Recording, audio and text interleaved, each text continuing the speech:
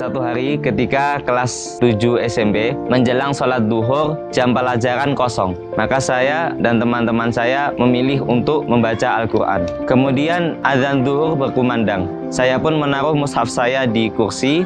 Kemudian saya berwudu dan segera berangkat ke masjid. Singkat cerita, sholat duhur usai, saya kembali ke kelas dan mendapati mushaf saya sudah tidak berada di sana. Dan tiba-tiba setelah pulang sekolah, salah seorang ustadz bilang sama saya, "Mas Fikar, nanti temui mudir di kantor kepondokan." Kemudian saya pun mendatangi ustadz saya. Kemudian beliau menasihati saya tentang pentingnya menaruh mushaf Al-Quran pada tempat yang semestinya. Beliau berkata, kalau kamu ingin dimuliakan sama Al-Quran, maka muliakanlah Al-Quran. Habis itu saya bilang, loh bukannya itu udah bagus Ustadz? Setidaknya saya tidak taruh di lantai, masih saya taruh di tempat yang tinggi. Lalu Ustadz saya menjawab, muliakanlah Al-Quran dengan cara yang terbaik, maka Al-Quran akan menjadikanmu mulia dengan cara yang terbaik.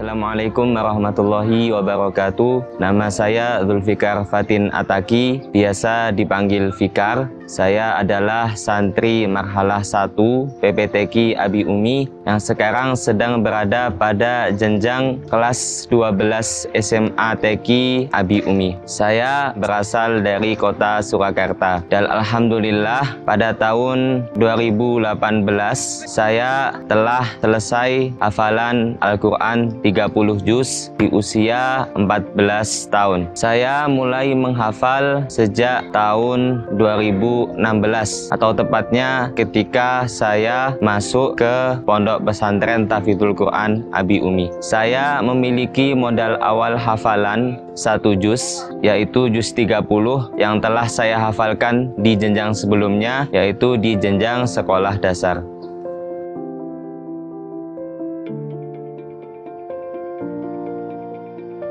Alasan saya memilih untuk menghafal Al-Quran karena saya yakin dengan hafalan Al-Quran orang itu bisa menjadi pribadi yang lebih baik, sebagaimana hadis Nabi, khairukum man ta'allamal Qur'ana wa 'allamahu. Sementara motivasi saya untuk menghafal Al-Quran adalah agar saya bisa memberikan mahkota serta jubah kebesaran bagi kedua orang tua saya di akhirat nanti, dan agar saya bisa mendapatkan syafaat Al-Quran di hari kiamat.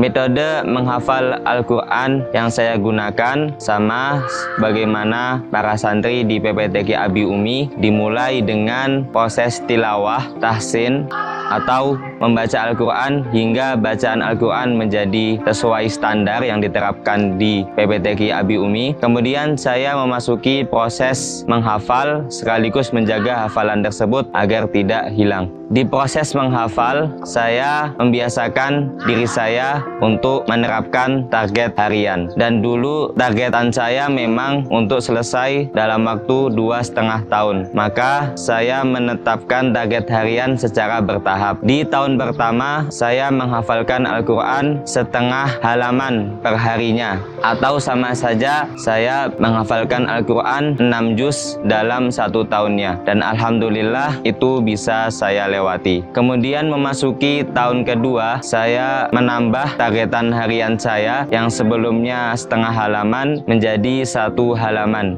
Sehingga dalam waktu 1 tahun, saya telah menambah hafalan baru sebanyak 12 juz. Atau alhamdulillah saya lulus kelas 2 SMP dengan hafalan 18 juz. Kemudian di tahun ketiga, saya mencoba untuk membiasakan diri saya dengan targetan harian 1 lembar per harinya atau 2 halaman. Dan alhamdulillah dalam waktu setengah tahun sesuai dengan targetan saya, telah melewati berbagai lika-liku, saya berhasil menyelesaikan hafalan 30 juz saya, atau dalam waktu setengah tahun saya telah berhasil menambah hafalan baru sebanyak 12 juz.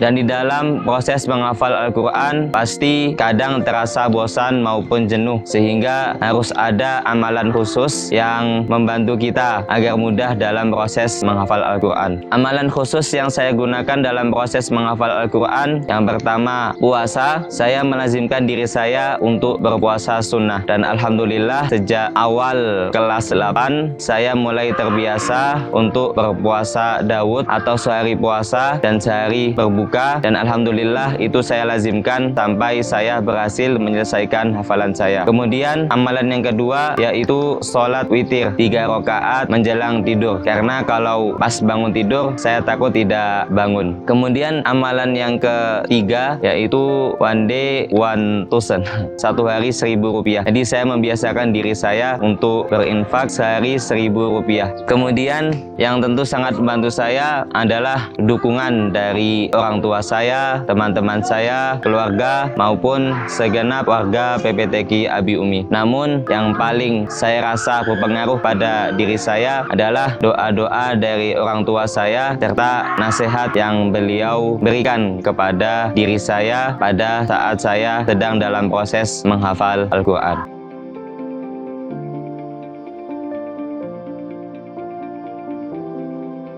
Di dalam perjuangan menghafal Al-Quran, pasti banyak suka maupun duka yang kita lewati. Dan itu semua cukup berkesan bagi diri saya pribadi. Mungkin saya bisa ceritakan suatu kisah tentang perjuangan saya menghafal Al-Quran.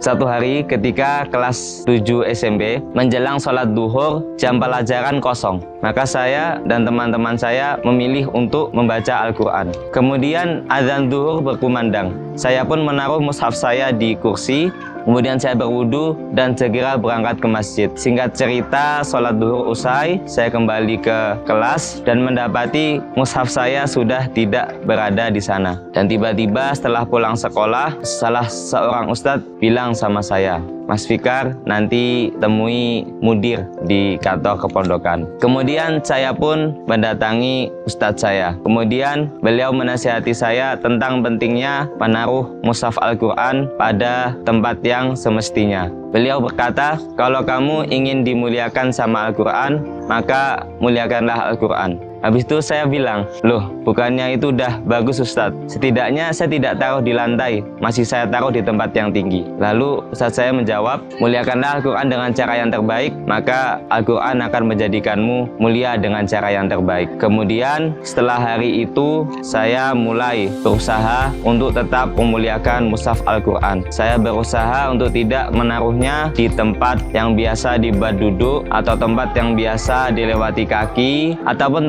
tempat yang lebih rendah dari tinggi kaki orang dewasa. Intinya saya berusaha untuk menjaga mushaf Al-Quran tetap berada di tempat yang tinggi. Dan alhamdulillah setelah hari itu saya rasa hafalan Al-Quran saya menjadi lebih mudah untuk dihafal, dan ketika melancarkan hafalan juga terasa lebih enjoy, terasa lebih nikmat, nggak kerasa kayak beban lagi gitu.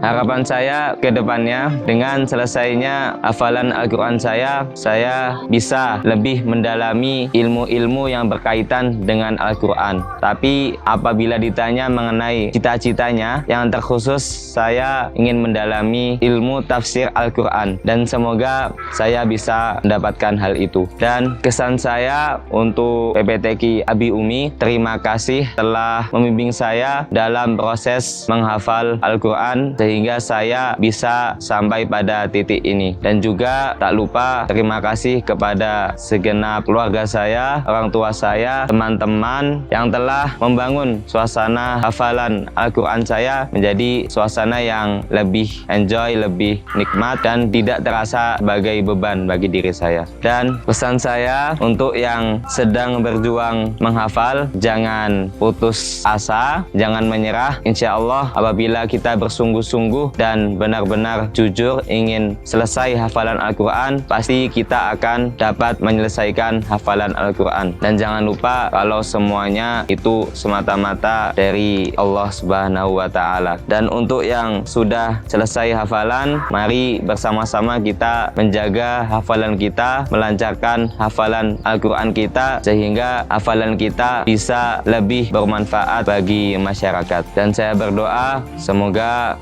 santri-santri di PPTQ Abi Umi bisa selesai hafalan Al-Quran dan bisa bermanfaat bagi bangsa dan negara. Sekian dari saya Zulfikar Fatin Ataki. Wassalamualaikum warahmatullahi wabarakatuh.